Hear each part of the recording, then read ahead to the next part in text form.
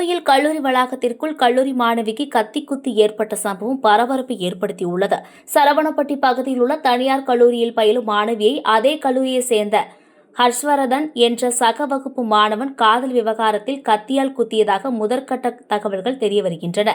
இந்த சம்பவத்தில் மாணவிக்கு வெட்டு காயங்கள் ஏற்பட்ட நிலையில் உடனடியாக அதே கல்லூரியை சேர்ந்த குழுமத்தின் தனியார் மருத்துவமனையில் அனுமதிக்கப்பட்டு சிகிச்சை அளிக்கப்பட்டு வருகிறது. மாணவியின் உடல்நிலை தற்போது சீராக இருப்பதாக தகவல் வெளியாகியுள்ளது. கல்லூரி வளாகத்திற்குள் நடந்த இந்த கத்திக்குத்து சம்பவம் மாணவர்கள் மற்றும் பெற்றோரிடையே அதிர்ச்சியை ஏற்படுத்தியுள்ளது. இது தொடர்பாக சரவணம்பட்டி காவல்துறையினர் வழக்கு பதிவு செய்து தீவிர விசாரணை மேற்கொண்டு வருகின்றனர். சம்பவத்திற்கான முழு காரணம் குறித்து விசாரணை தொடர்ந்து நடைபெற்று வருகிறது.